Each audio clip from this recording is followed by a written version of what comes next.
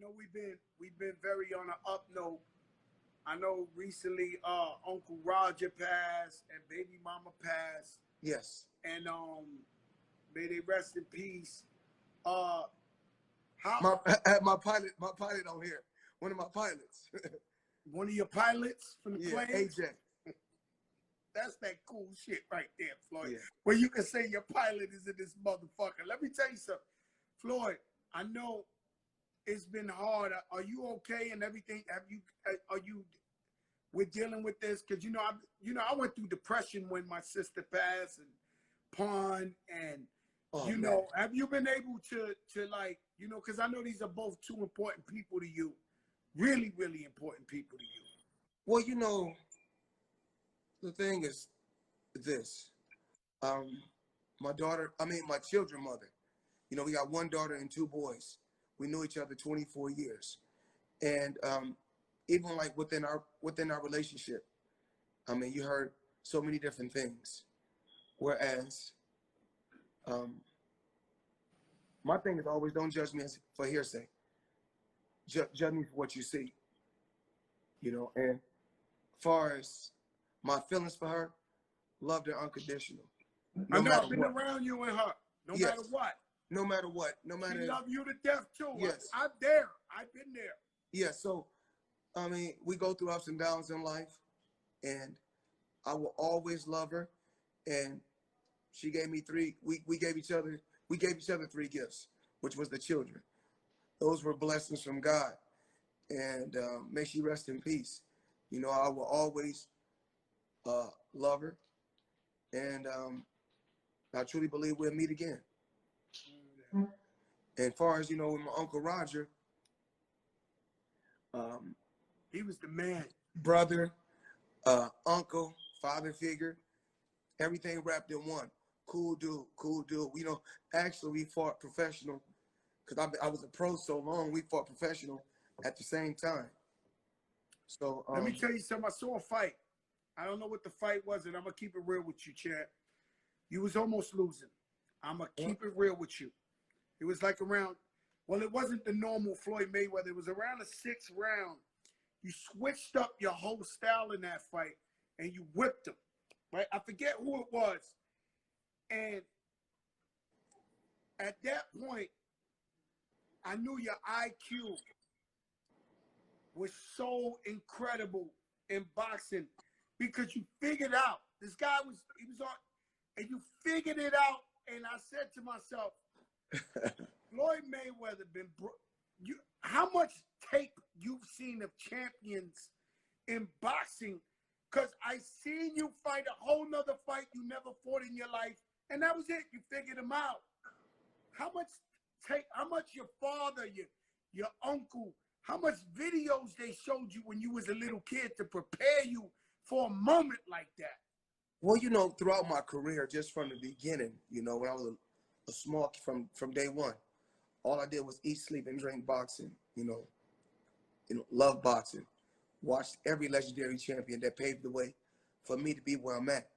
And like I said before, they did it their way, I did it my way. But did I study a lot of fighters? Absolutely. I love the sport. I love the art. And once I turned professional,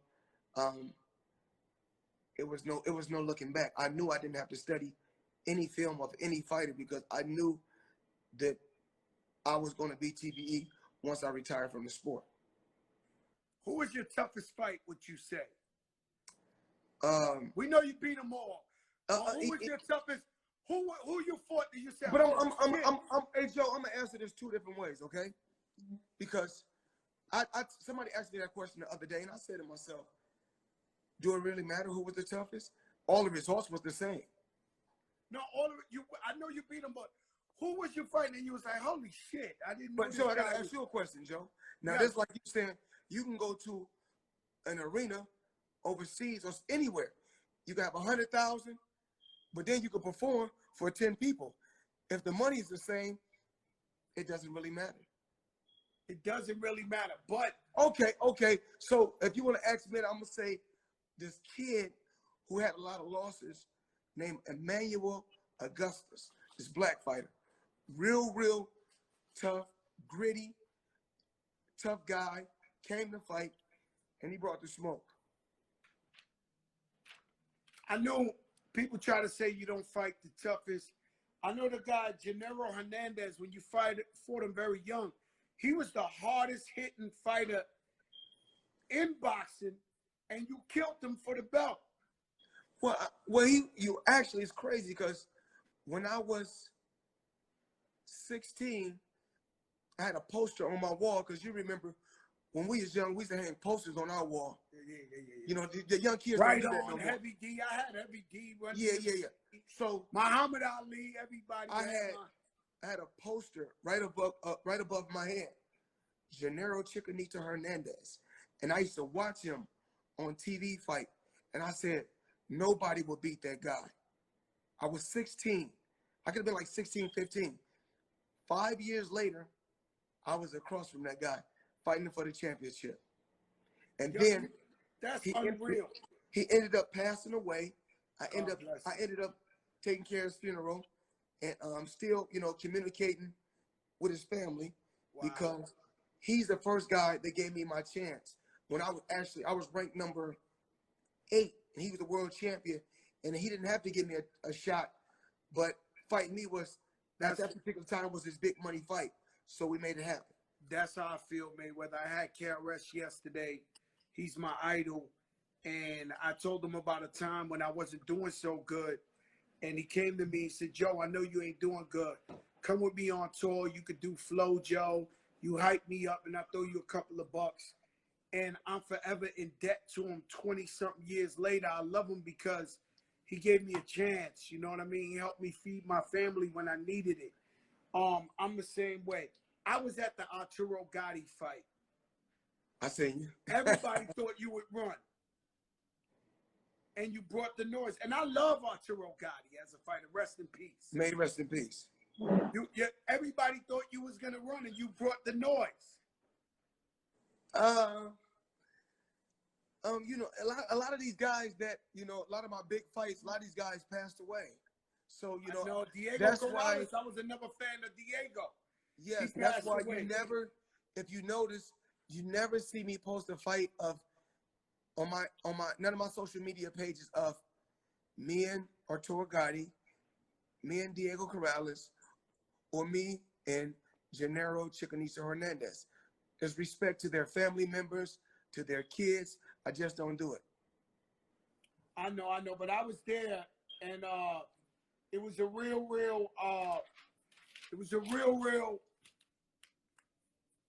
man, let's put it this way, a lot of Italians lost a lot of money that night. I know. They bet the fucking house, they bet everything. Because Arturo, he was a tough guy, and you came in there, and you went to work. I love Arturo Gatti, I love Diego Corrales. I love them as fighters. They were really, really, really good fighters. You always give the illusion of living the lifestyle, hanging out in the club, having a great time. But I have never seen you sip a glass of liquor in my life. I watch you in the club buy 100 bottles, but you don't sip that. Tell these younger fighters, because they all watching, how important it is to take care of your body, to not drink, to not abuse your body. If you want to be champ, become champ and stay champ in the game. You can't just live it for a few months or a few weeks. This boxing really it's really a lifestyle, period. And I just truly believe in sacrificing. You got to make certain sacrifices, and it will pay off. I'm where I'm at because I made sacrifices. Everything ain't for everybody, like we talked about. And that's why I'm still living a great life, and that's why I'm still basically in a fight game. And, you know, as far as with Mayweather Promotions, as well as PBC, I think we're working with, right now we have somewhere upwards of between 200 and 300 fighters. How's Yaya doing? You got me to do her Sweet 16. Was it her Thank you. Yeah. Actually, a lot of people don't know that that you done the Sweet 16 birthday party. You always showed up. You always supported me. And people don't know, Joe, me and you always had a great relationship. I love you. And I love you too, because it's unspoken. It's always been nothing but respect.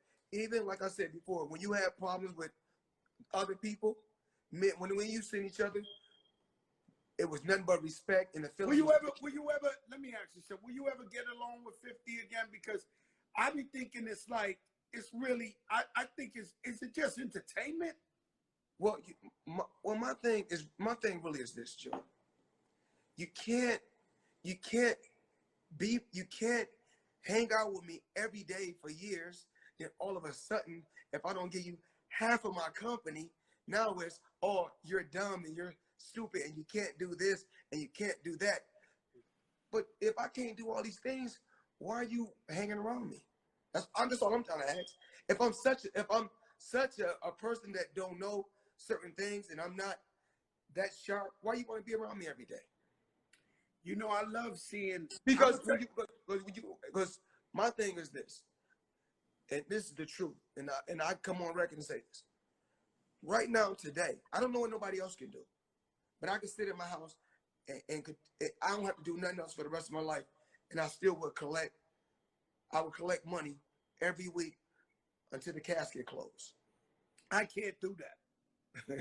No, I don't give a fuck. I ain't fronting for nobody. I can't do that. But Joe, you know what I did, Joe? The reason why I can do that, Joe, is because guess what? When I got around certain individuals, those certain individuals who had it, when I got with those Jewish guys and I got with those white guys, I didn't say, you know what? Oh man, let me ride on your plane. No, if you guys say that I'm your friend and you guys really feel like, yo, don't use me just for my clout. Yo, I want to know the same thing that you did with your money.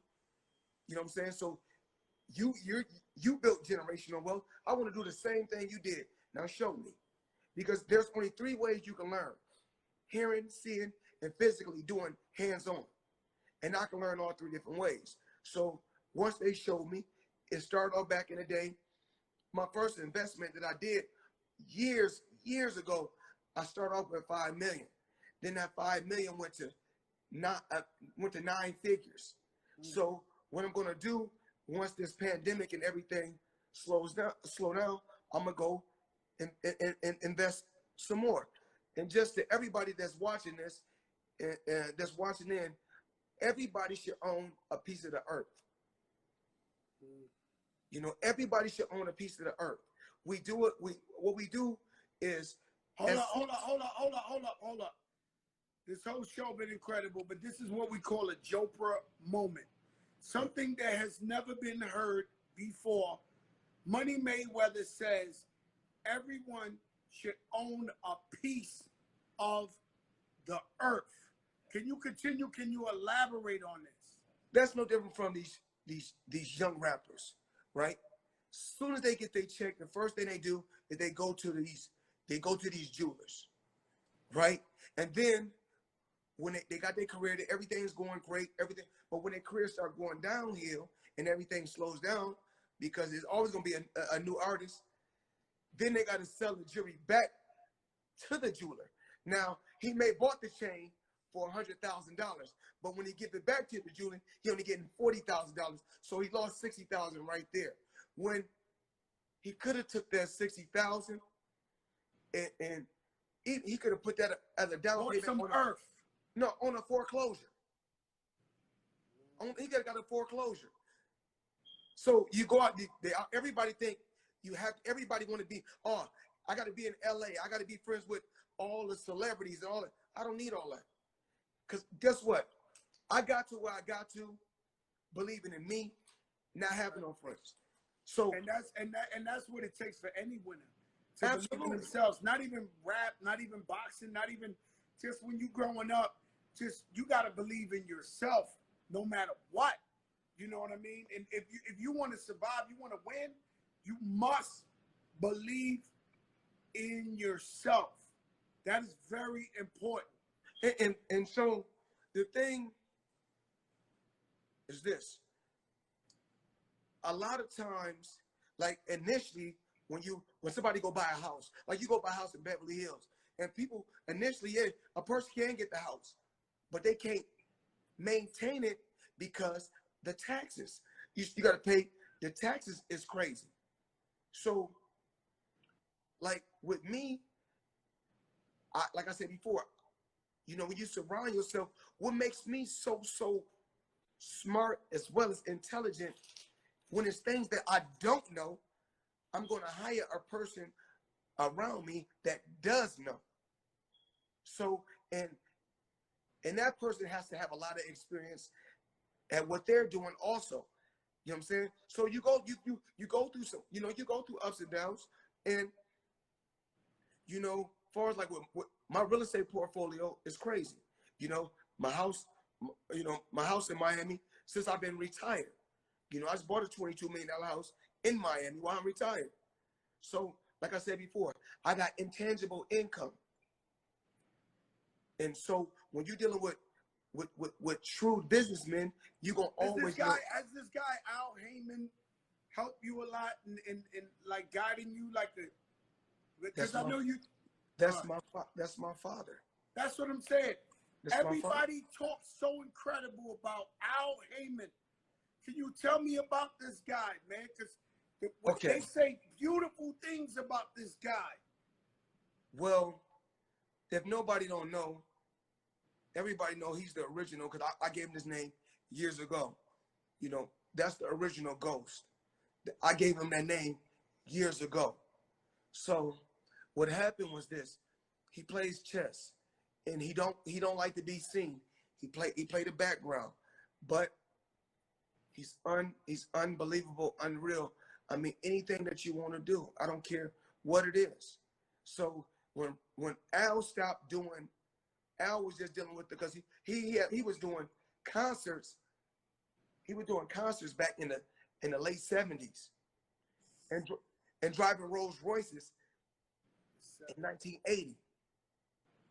So what happened was he done deals with Budweiser. He done the biggest deals. He done some of the biggest Superfests and all that. Budweiser, Superfest, Michael Jackson. I mean, the list goes on and on. But at one point, he had stopped dealing with rap music. But then when he got with me, I said, you know what? We could do the Lil Wayne I Am Money tour. We done that tour. So a lot of tours that Al do, I'm still involved. So it's a lot of things that goes on in music still right now that I'm involved in, and a lot of other businesses that I own, a lot of buildings and different things that I own that I don't even talk about. So even like when, well, you know what, Floyd, you know what? I know you too humble, and I know you take care of a lot of people. I do know that you paid for George Floyd's funeral. Yes. And why did you feel like you had to do that? And what made you feel like I got to represent for this man and his family? Well, for number one, his name is Floyd. I mean, he got Floyd in his name. That's just for starters. But actually, man, because they say actions speak louder than words. So everybody always getting out there, oh, this. I'm not gonna do that. I'm gonna be a professional, because a lot of businesses that got tore up are businesses that I own. But I don't speak on that. We live and we learn, and my thing is this: the thing is, we doing a lot of talking, but like I said, it's all about actions. You got artists, different artists out there talking about, a lot of artists, and it's no disrespect to no artists. You got artists that say, kill us, kill us Nigga, kill us Nigga. But then you'll say that on your song, but then you say, but then when they doing it, then it's more like, it's like an oxymoron, because you got these young kids, they listen to what y'all saying, they going out there doing what y'all say do. So we got to really be careful with what we say in this music nowadays, because these kids follow what these artists say. And what I would say to the young generation is, let your mother and your father, if they're doing something positive, I mean, let your mother and your father be your role models. That's right. Yeah, and because the music, you know, music is art. You know, music is art. So it's entertainment. You know, I personally feel like it's entertainment. Don't live your life beyond the music, but I feel like we have freedom of speech and we can say whatever we want. But I get what you're saying. A lot of people are small-minded and they might follow the wrong message. So I get what you're saying. Yeah. Right. But my thing is this: I love the hip hop world, and I want to live. Hip hop is gonna live on, and I love it, and I will continue to support all the hip hop artists out there.